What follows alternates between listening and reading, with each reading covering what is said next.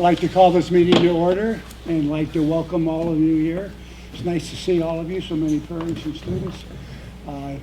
Welcome. First order of business is to pledge allegiance to the flag. So if you'll join me in that. I pledge allegiance to the flag of the United States of America and to the republic for which it stands, one nation, under God, indivisible, with liberty and justice for all.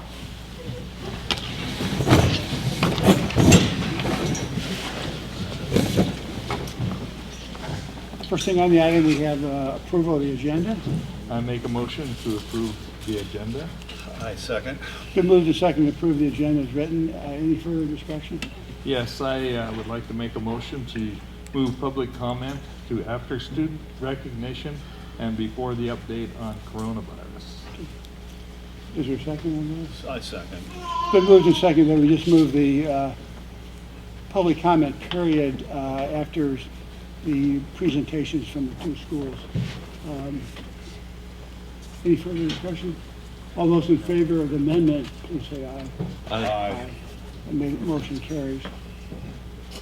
We want to go ahead and approve the agenda as it was amended. Okay, I make a motion that we approve the agenda as amended. I second. Been moved and seconded that we approve the agenda as we, the agenda as we just amended. Any discussion on that? No. All in favor, please say aye. Aye. And next we're going to get on whether we're really happy to have the Homeschool Academy here with their students. And Linda here will start off the presentations today. Welcome. Thank you, Board of Education, for having me and my students. What we're going to do tonight is acknowledge our music department, and some of the students from the Introduction to Guitar class have worked on a song, and they're going to sing and play for you a short song. And I think some of you are going to recognize it because it's from my genre. First in class, Jubilant Eval, come on up, take your seat, and Kaylin Wilcox, come on up, and Sydney Fernandez, and Tiffy Wareheim, and Leah Bradford. Come on up, ladies. Well, this is So they're going to fantastic. We sing get for you, and I'll do a entertained. short presentation. Sing and play, I guess I should say.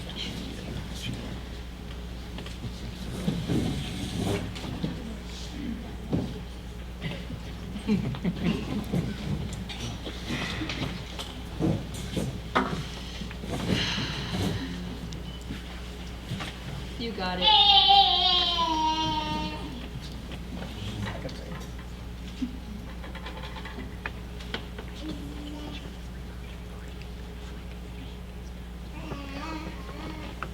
One, two, three, four.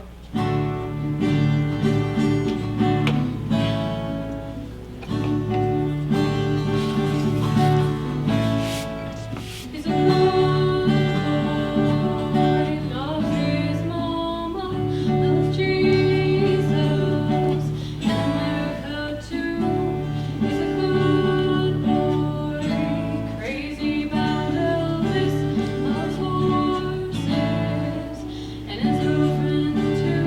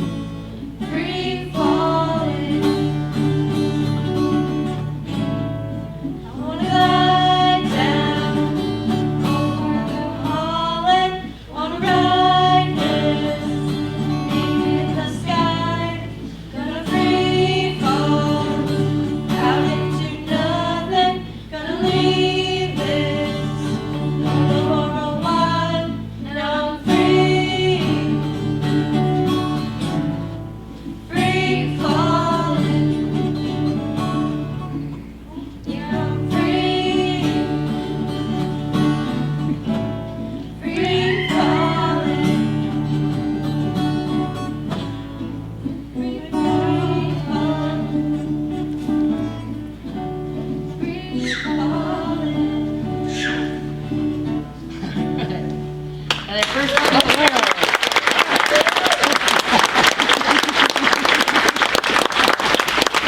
Ladies, thank you. Good job. Would you stand up in front of that and they're going to give you a certificate and shake your hand? Yeah. Do you want them to come by you? Are these all the students you have to recognize? Tonight, yeah. Yes. Those were the ones that are available. Instead of tonight. shaking hands, we may just give them a fist. Oh, or yeah, something. don't shake We hands. don't want to, but anyway, yes, we would like you to come through. We have a certificate for you. All right. I'll just read your name. Sydney. Your remote. You're just congratulations. You did great. Pippi. Nice drawing. Thank you. Good job. Good job. Pippi. Is it Micaiah? You did. Nice. Micaiah. Well done. Okay. Thanks, Pippi. Leah. Good job. You guys did great. Kaylin. Great job, Kaylin. And Jubilant. Nice job. Really good job. Great sound. Great sound. Good job. Thank you, Jubilee. Great sound. Thank you, board, for allowing us to entertain you for a period of time there. Hey, that's. They started playing the guitar at the beginning of the year, and they work with Mr. Baker. He's an accredited music teacher, and he also works with the music coordinator. So it's fun to have them wanting to share their knowledge. So just really quick, Homeschool Academy is we have many amazing adventures in learning, and one of the adventures that we get to do is ski and ride program every Tuesday at Schweitzer, and 70 kids in the program this year, and it's such growth, not just in their individual beings, but also in their skills at alpine, snowboarding, and just being a community.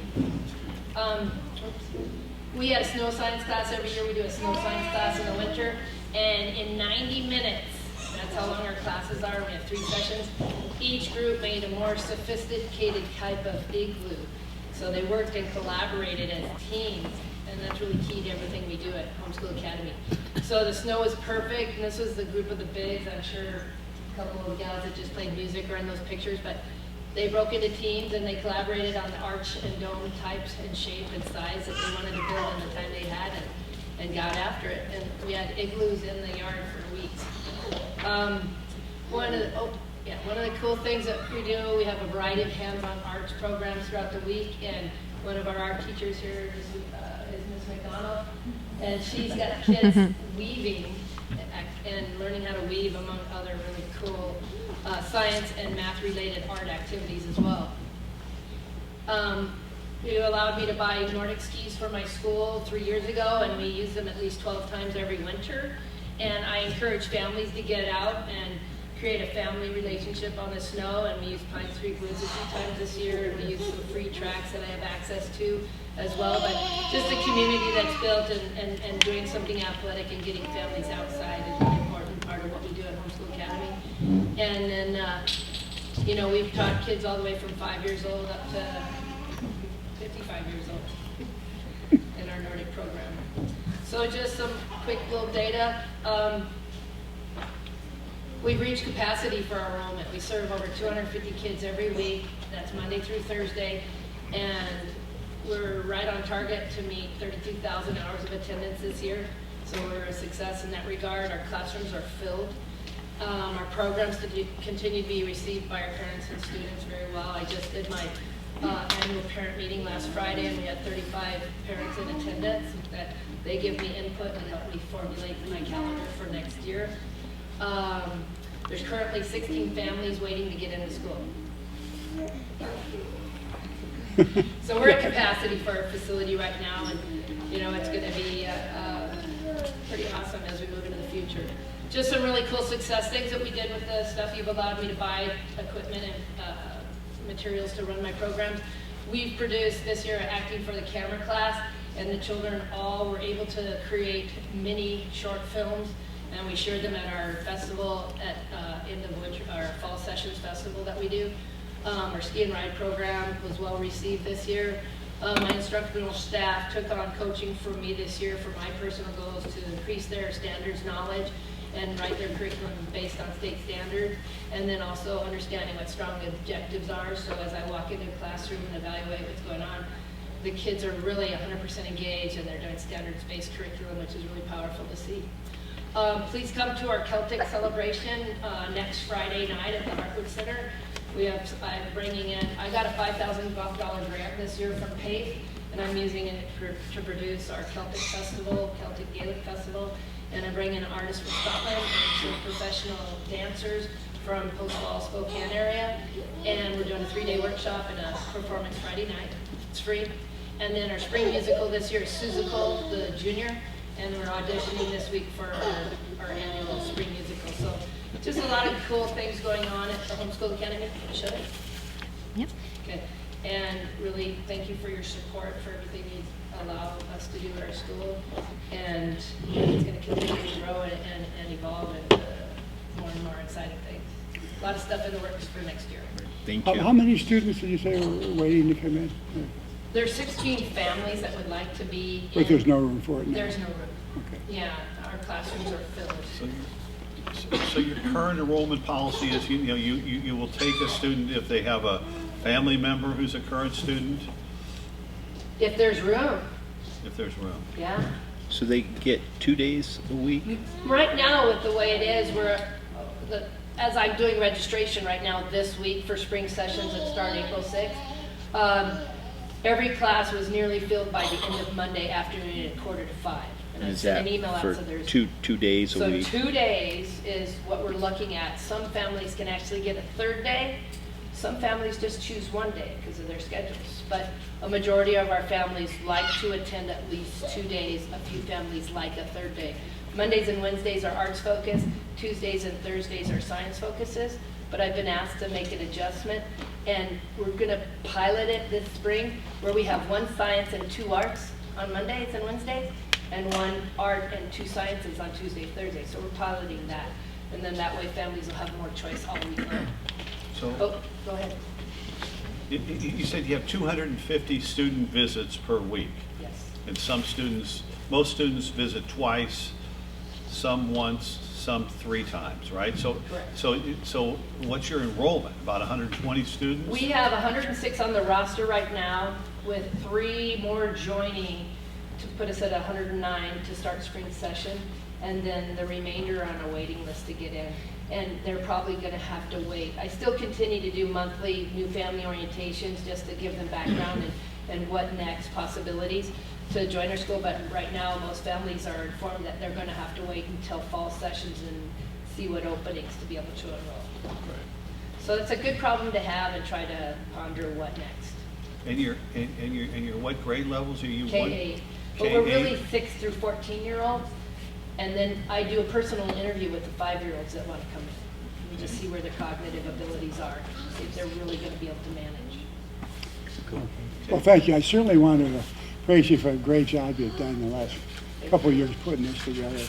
It's pretty It's awesome. really very opportunity. successful, obviously. You guys have given me the opportunity of my lifetime, so I'm still appreciative for that. Well, thank you for coming and sharing with us. All right, thank you for allowing us to be here. Hey, ladies, can you put this straight up?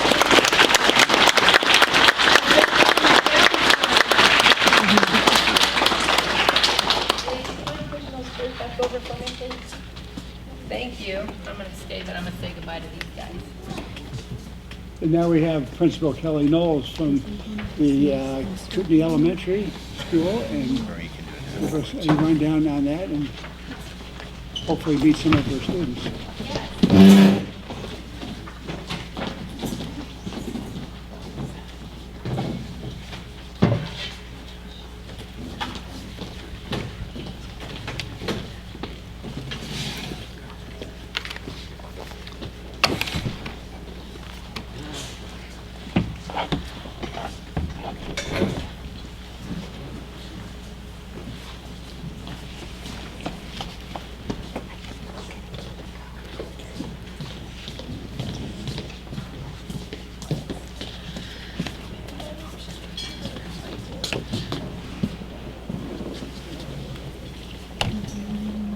The thing up here.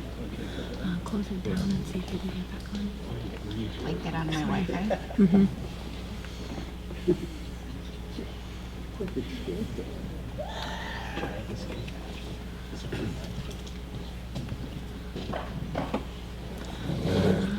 Go to Selkirk. No. Where is it? Event Center. And then the password's Ponderay. Any capitals? Nope. Ponderay. Yes, like the town. Okay. That's it? Mm-hmm. Just kick me out of my presentation. Let me just get my thing back. It's okay. Sweaty.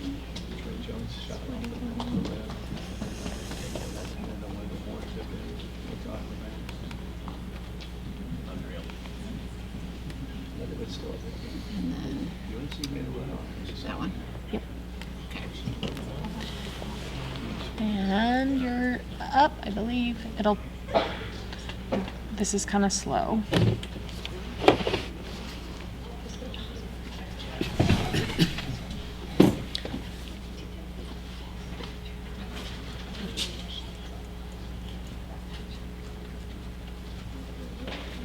There we go. Would you like me to recognize students first or present? It's up to you, whichever you like. I'm sure the students are dying to be recognized. If the students like to go first, then Yes. they want to leave. I don't think all of them are here, but I will say their names anyway. I'm recognizing our Kootenai Elementary Student Council for this year. So it's quite a bit of students. The president of our student council is Lillian Christopherson. Our vice president is Dora Corridori. Our secretary is Maya Lowry. So if you're here, you can come on up.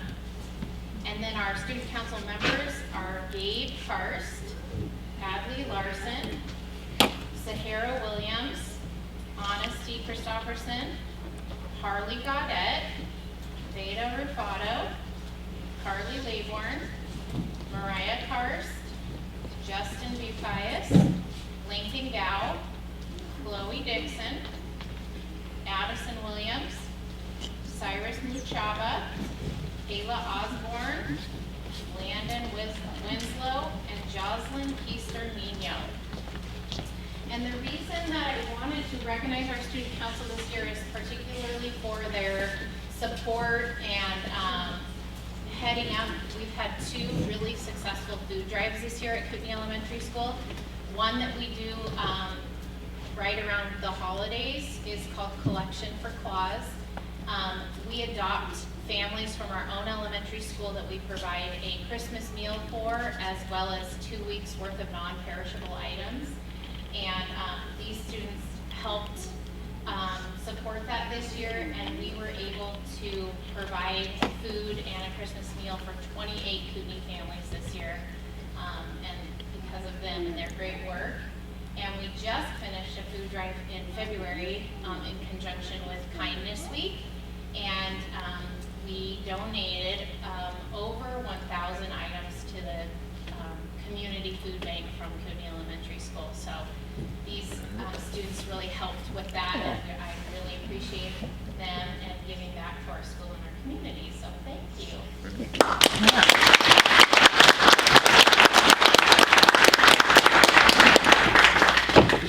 They are going to fist bump you. So Yes. okay. So Addison. Good job. Sai. Good job. I'm sorry. Harley. Good job, Gabrielle. Good job, Harley. Taylor.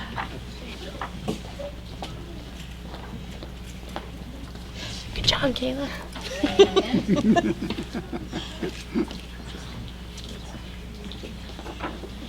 Great job. Lincoln. Thank you. Good job. Good job, Lincoln. Maya. Good job, Maya. Thank you. Sahara. Good job. And Veda. Good job. Good job. Yes. Good job, Veda. Thank you. Great work. Good, thank you. Okay, could we have all the students come back up? We want a picture right here in front of the screen.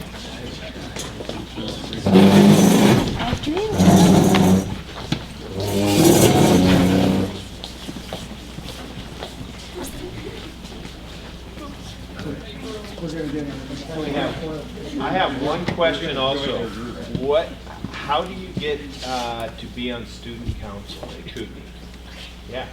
Well, all you have to do is really just show up at the first meeting, and you can vote for like who's president. Okay. All right. Yeah.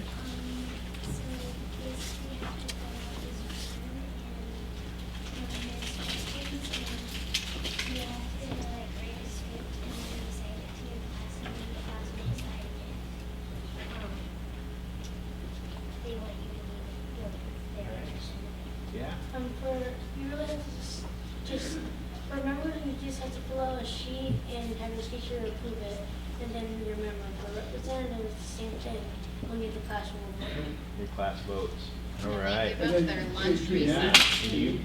And what else? I don't know if the other classes did this, but we would all head down, and then some people would raise their hand and put, when they hear the other. Okay. So you voted by. Well, it's a great honor, and I want to say thank you guys for representing Kootenai in student council. It's a big accomplishment. So, all right. And I'm going to get behind you guys, so you guys are on the court. Watch that. And you guys get right up front for this picture.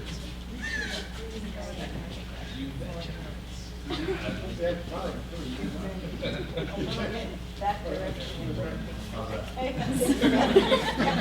don't know how long my knees will hold that though. I don't know if that's a big jump here right in the middle of your head.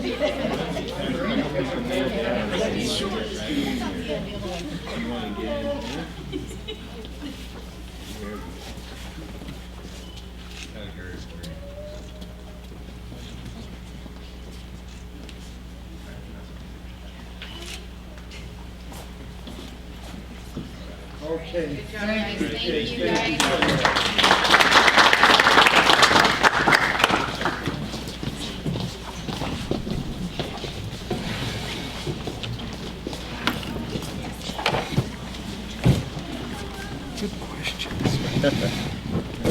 You can tell it's that guy.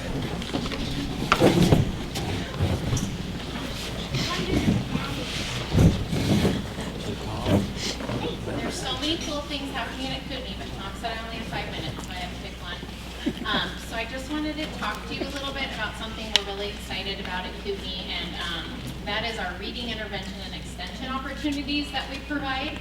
And we call it WIN time, and WIN stands for what I need. So every student is getting what they need for 30 minutes every day. And so every class, this is the schedule for WIN time, has Core Plus instruction for ELA. So they're in their class with their peers, with their teacher for 90 minutes of ELA instruction, English Language Arts instruction, followed by a 30-minute WIN time. So at that time, between 58 and 72 students are moving, going where they need to go. And that's when we provide our Title I reading interventions and also extension activities. Students who do not have support from Title I, who are on level, at grade level for reading, or above grade level, stay with their classroom teacher, and they do extension opportunities. And some of those opportunities include learning how to code. We also have classrooms that do literature circles, so each student has a job, they read a story, and then they talk about it. Or I've seen our 4th grade recently is kind of doing a little different model where they have groups of students going to a different teacher and they have genre focus. So some students are learning about poetry, some students are learning about the structure of a story.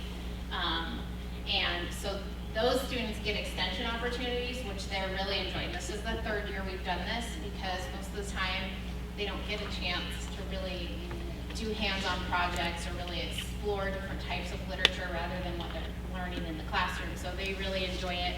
And then our students that need interventions they're in a small group of not more than 6 students with a Title I teacher or a Title I support staff, or they're with their special education teacher during this time getting their service minutes.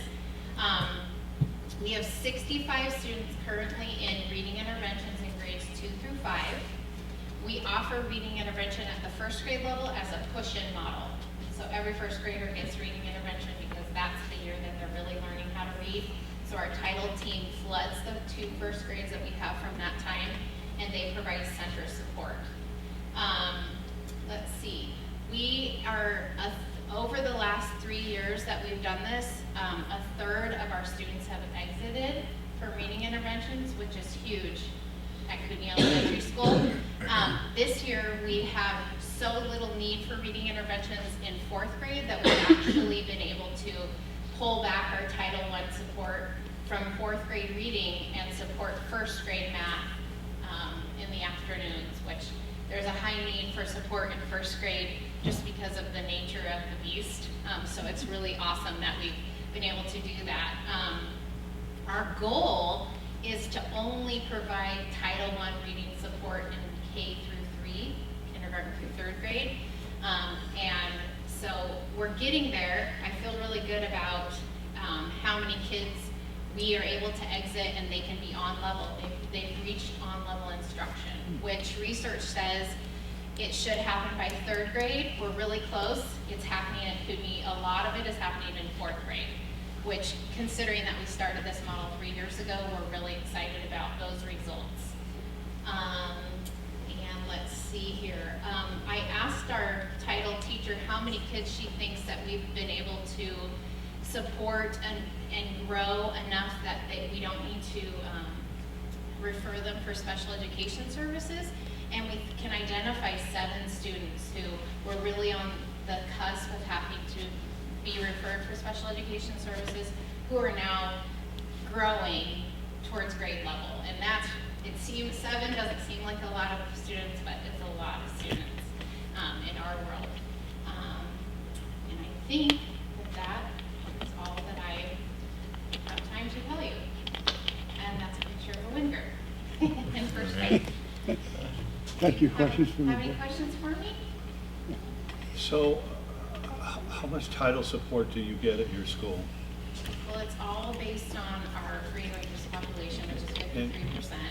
So we have 2 full-time Title I teachers and 1 full-time Title I paraprofessional and 2 part-time, 3.95 hours a day paraprofessionals. And you devote, you said, almost all that resources to language arts, right? Yes, except for in the afternoon now, because our 4th grade doesn't need as much reading intervention support, we're able to provide our 1st grade with some support for math in the So afternoon. is this a picture of a typical support group? You got Uh-huh. 1 staff with 5 students? Yep, we cap out at 6, and this is a center in a 1st grade room. So this is one picture. Over 2 tables over is another teacher with 5 students. The actual classroom teacher's in the back of the room with 5 students, and then 5 students from that class go to special ed during that time. So how many students do we have above 3rd grade that are in the intervention program? Well, we've got the 4th, 5th, and 6th grade. There's 170 students, and I would say 40 of them. 40 of them would still be in the program. We don't provide title support to 6th graders. Okay. We just don't have enough people. Oh, great. Sounds like a great program. Any other questions from the board? No.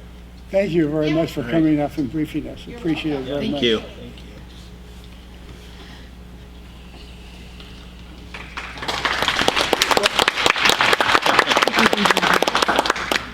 Okay, just a very brief intermission.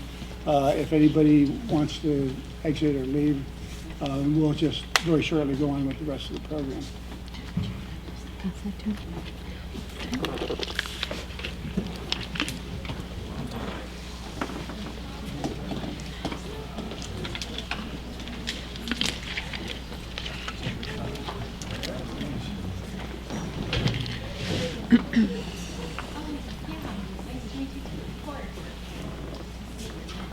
We're now going to have a public comment. And is there anybody that would like to make a public comment who has not signed up to do so? They're certainly welcome to do so. In that case, we'll move, and we have Lonnie Blair, who has signed up to speak during the public comment. So thank you for waiting for your opportunity, but we're all ears, yes. Please come forward.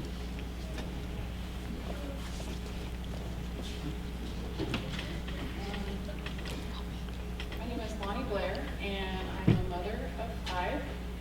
3 of them I homeschooled, and my 2 youngest ones I adopted through the Montana foster care system when they were babies. And they currently attend Salem Elementary as third grade and 6th grade, and started last year with an issue with the Chromebooks in school.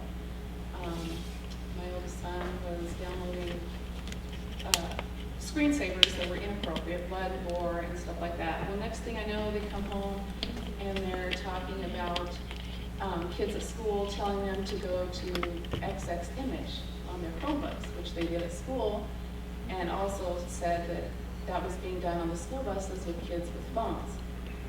And so this year, my kids are coming home and telling me that kids on the school bus on their phones are, mostly older kids, are accessing full-bore porn. So, this is a new experience for me in public schools, because, like I said, I homeschooled my older 3, but, I'm scared for my kids. And there's an easy, I spoke with Kathy Forget, the principal. I spoke with James, the transportation administrator, and then Tom on this issue also. And I was told that it's at the discretion of the school bus driver to discern whether or not phones should be used or accessible on the bus. But, I came back with why can't, things are labeled, lunch boxes, coats, everything's labeled when it goes to school usually, and parents are worried about getting them back home. Why can't they walk on the bus, drop their phones in a basket, when they leave the bus, pick up their phones and go on to school?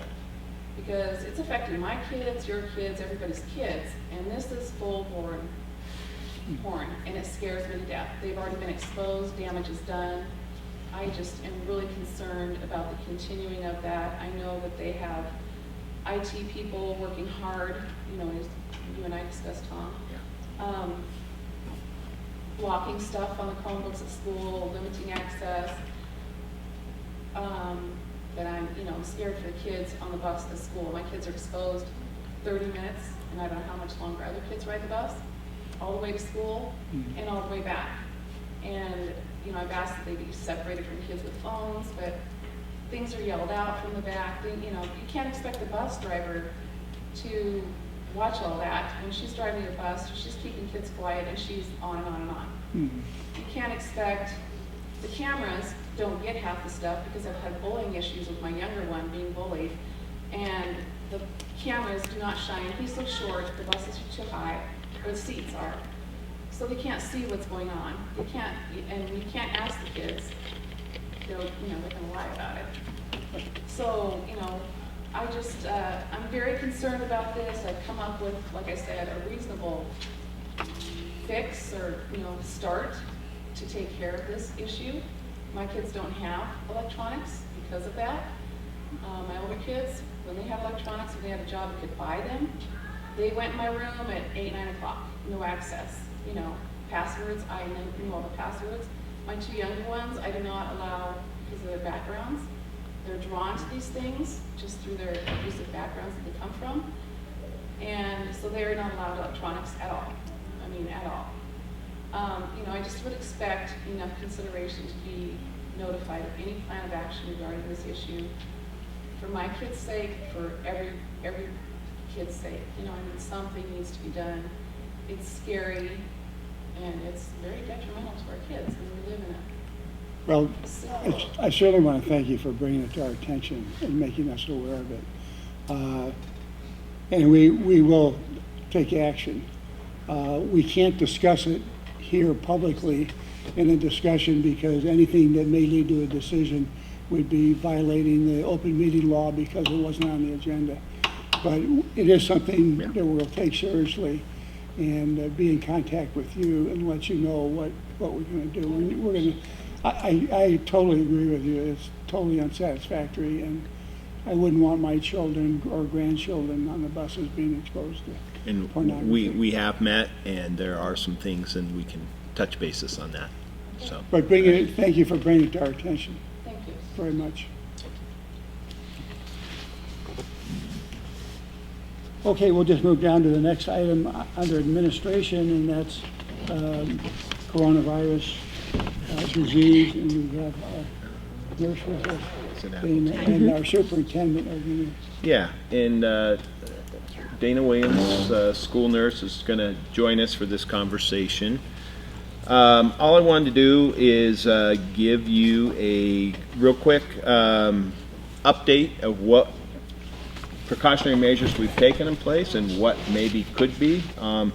We're taking this very, very serious, and we are daily getting information from Panhandle Health on any update they may give us. As of late, we haven't got any really new information that we've sent out to families, but I did want to let you know that we do have board policy centered around contagious disease, and that is board policy 5600 around personnel and 3520 for students. And really the board policy for personnel is basically giving, basically saying that if you're not feeling well, you're not to come to work. I mean, I'll just paraphrase that. The student policy is more centered around an education program of cleanliness at school and kind of give some guidelines there. So I just want to bring that to your attention, that you could look at that. I don't want to take this meeting to go through the board policy with you. It's very, very broad.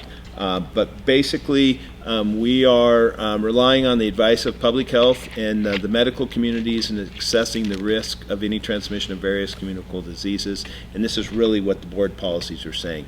And I'm going to let Dana talk in a little bit, rather than me going through Panhandle Health.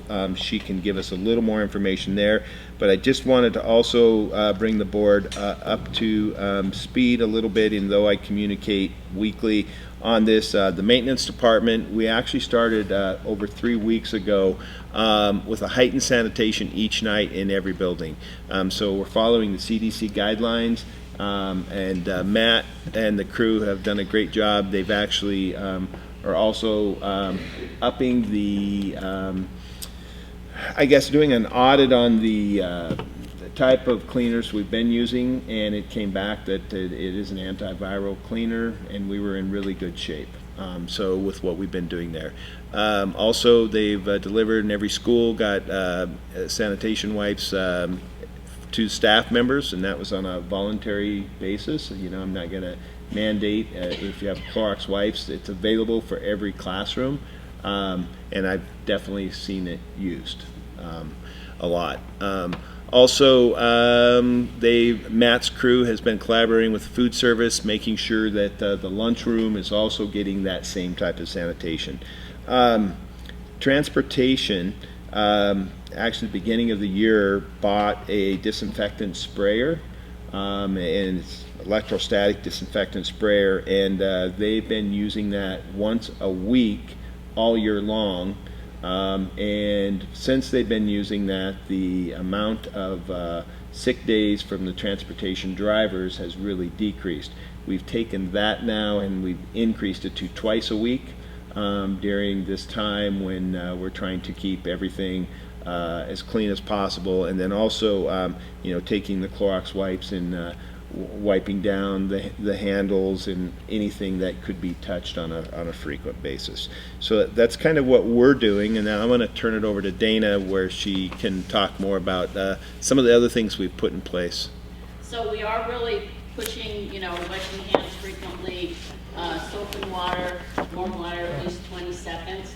And, the way the schools are built, sometimes it's harder for kids and teachers to go wash their hands all the time. So we're also pushing the alcohol-based sanitation squishers.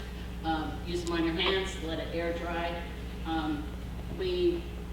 They shouldn't touch their eyes, nose, or mouth. That's also from the CDC. Don't share water bottles. We're really pushing that because that just spreads all around. And we want, we're encouraging kids to bring their own water bottles, fill them up. Most of the drinking fountains now have a water bottle fill station, so we don't have the drinking fountain bacteria and virus present. They need to take their water bottles home once a week. Stay home if they don't feel good. Just because if a kid has a fever and they give them Tylenol and send them to school, they still have the fever. The Tylenol just covered it up. So we've sent notes home to every school in their newsletter, saying stay home if you're sick. And we do this every year anyway. It's not anything different. If you're sick, you should stay home. And the same way for staff. I talked to Tom a long time about this, and there has not been one single time when we've had to shut down the school because one teacher was gone. They think that it's going to happen, and they don't want to do it, but if they're sick, they need to stay home. And then the other part of this is, we're getting a lot of calls. So far, there's really limited testing resources available to us, specifically in Idaho and Eastern Washington. So more stuff is going to become available. And right now, only individuals that meet specific criteria are allowed to be tested. And so they must have a fever of 100.4 or greater. They must have symptoms of a lower respiratory infection, shortness of breath, SOB, there you go, or difficulty breathing.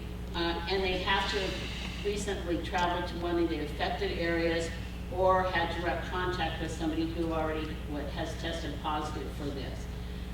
The way you hear every single day, sorry, on CNN is that, it's going to change because they're making more and more tests available, and they just, as the public labs are getting the tests, then it'll be more available.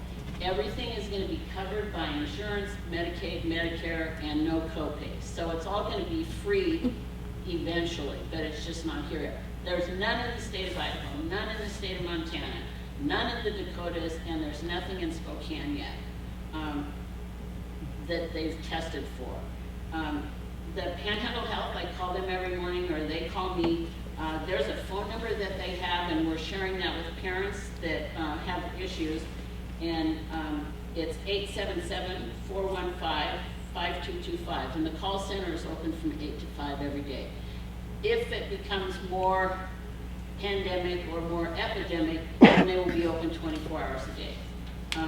Kootenai Health and Bonner General Health have both initiated their infectious disease protocols, and those have gone out to all their staff as to who has to show up, how they show up, what happens next. They have encouraged people that think they have symptoms to call their primary provider, and then their primary provider will call a testing area, which might be Bonner General, but they don't have the tests yet, and then they would take that person and triage them over the phone, and then take them kind of through a back door and test them and see if they're sick enough to go in the hospital. We've gone through this with every single school, where we've started with the kindergartners and first graders practicing washing their hands. So hopefully, it kind of gets through to everybody. I have had some parent suggestions that you guys might want to go over. One person emailed me and said CBD cures everything. So CBD oil, apparently he thinks he's going to cure the virus. And then one person also sent me a text that said we should just buy a whole case of vodka for every school, and that we could rinse our hands off and take a sip. So some of the emails that I get are interesting, but in all seriousness, we're really paying attention to this, and the fact that some schools are closing to do deep cleanings, we're doing this every night. So I think it's important that we can keep our kids in school as much as we can. Right. And my phone number's out there if anybody needs to call me. So. Well, thank you so you. much for what you're doing. Any questions for Dana? So So if we identify a student that you think warrants testing, that, you know, they have the symptoms, they've either been to one of the areas or have been in contact with somebody in one of the areas, okay, so what do we do? So then what we do is, like, we have them self-quarantine themselves and their family. If we think they should be tested, we notify Panhandle Health, who they either call Cooney Health or find out who has the test, because there's no tests in Sandpoint yet, no test kits available yet. And then we're getting them. Carrie Ann said we're getting them soon.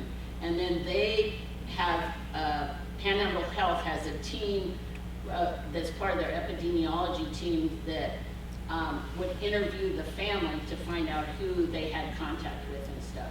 And then we generated a list of kids at all the different schools that could be immunocompromised or be more susceptible to the disease, not taking into account that they all have grandparents and old, you know, that part of it, but that they might be more susceptible, so that if something happens. And if we get a positive, I don't know exactly what we're gonna do. Well, those are some questions I have here. These are future questions, and I want you to know that we are talking about this and are prepared.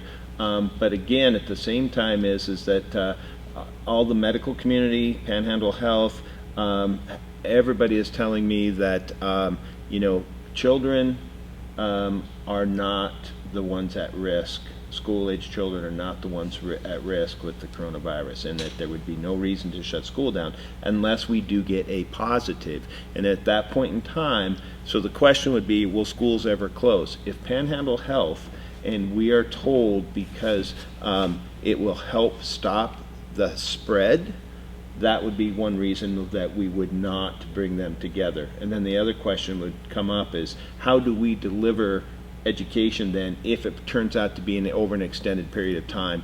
And there are some schools in the Seattle area that are doing that.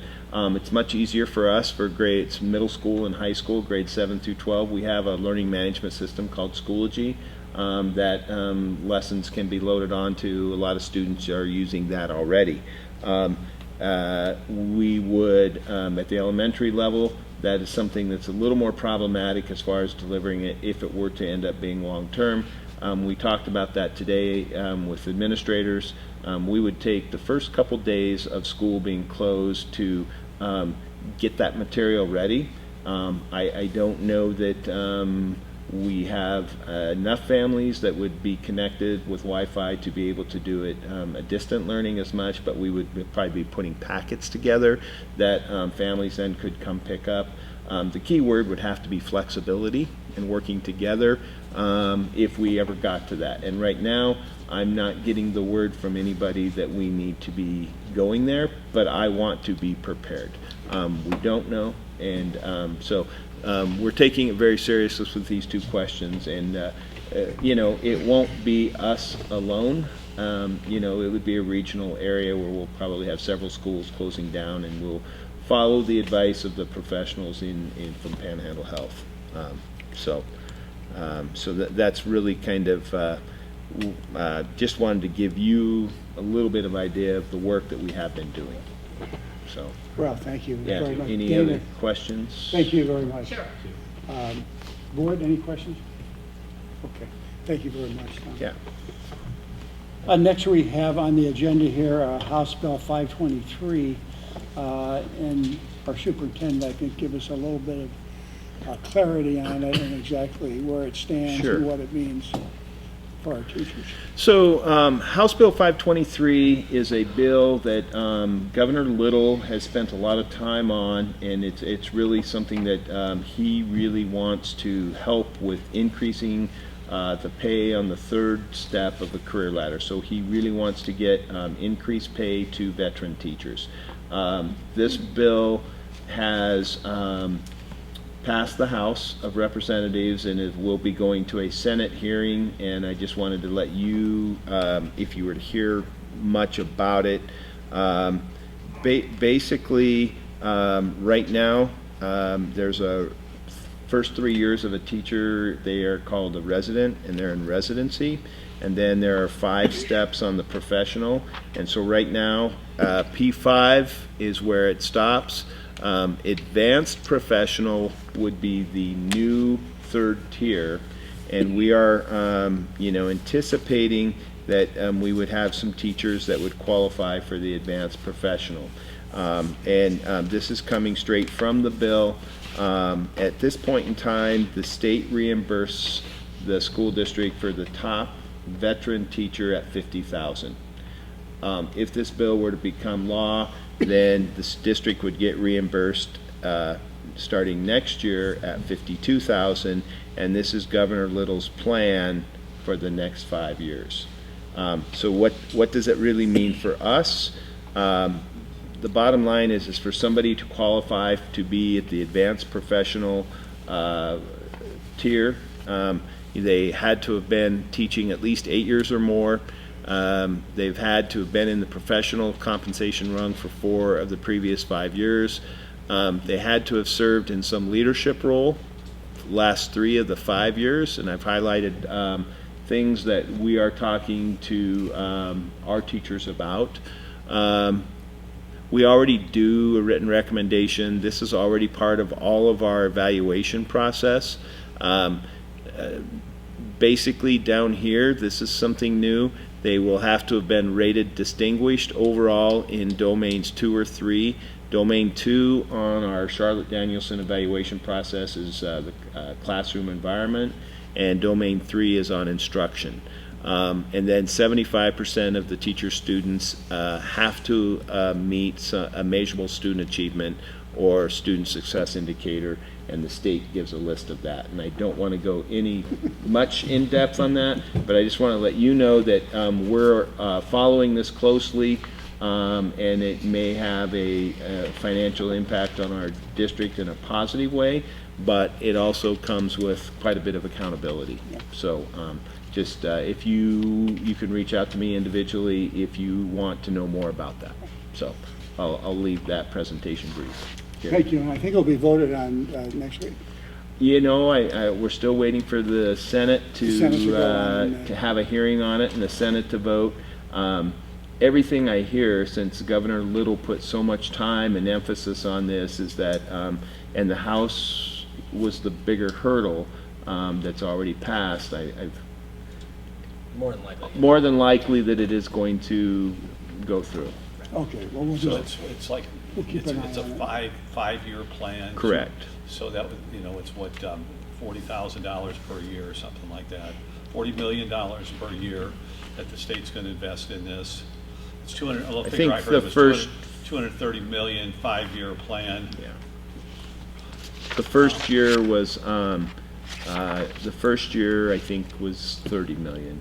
30 million. Yeah.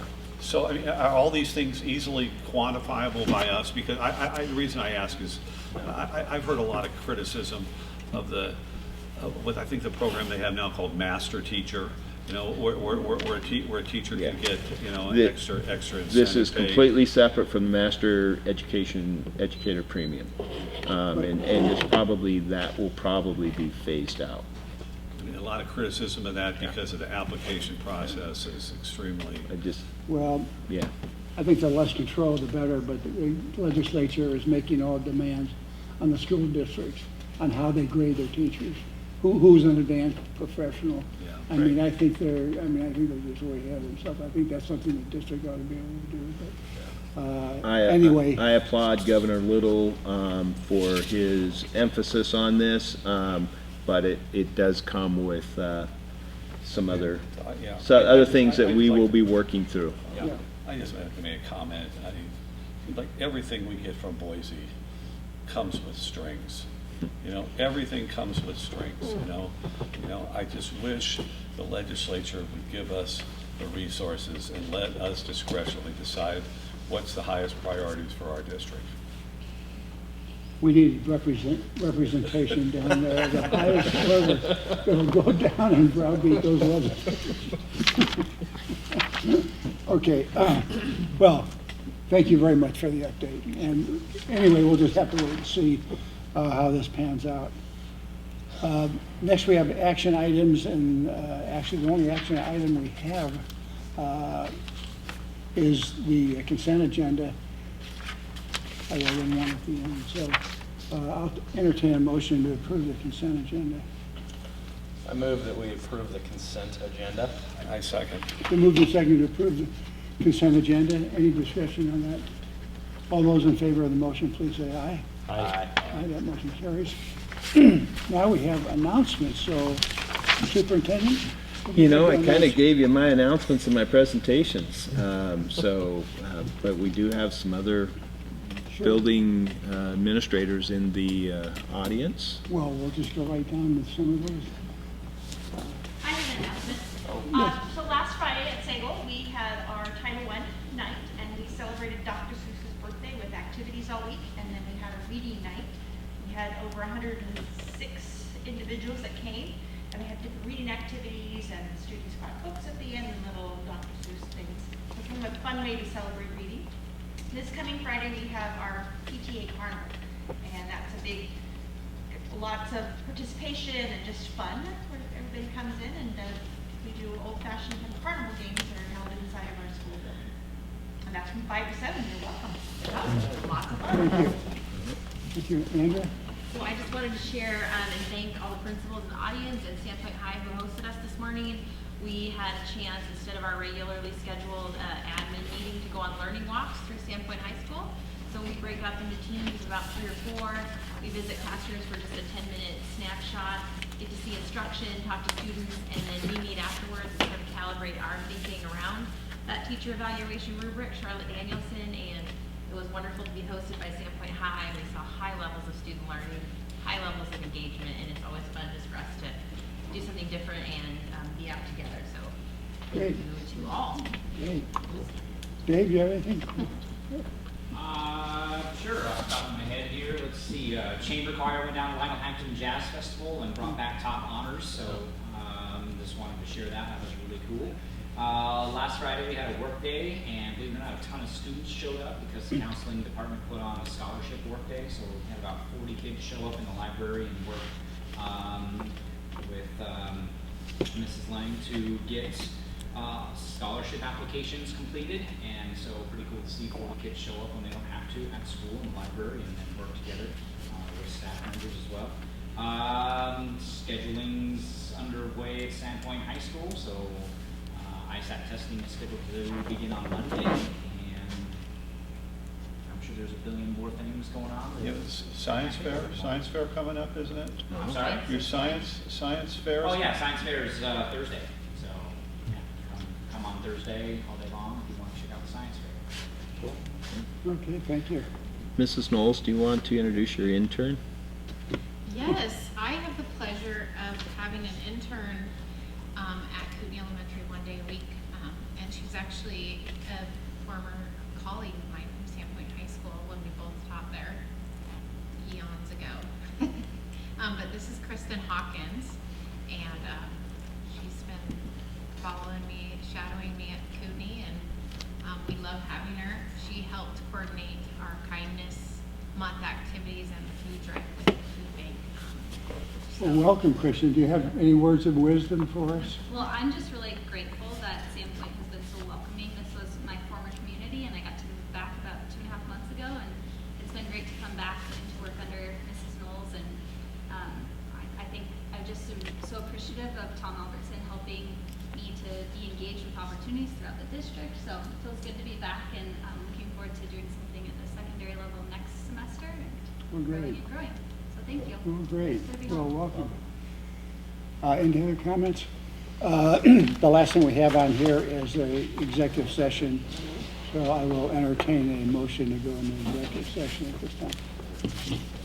Move that we move into executive session as provided for in Idaho Code Title 74, Section 206, subsection 1F, to communicate with legal counsel for the public agency to discuss the legal ramifications of and legal options for pending litigation or controversies not yet being litigated but imminently likely to be litigated. The mere presence of legal counsel at an executive session does not satisfy this requirement. Second. It's been moved to second that we go into executive session as stated. Any discussion? Roll call vote, please. Trustee Williams? Aye. Trustee Superger?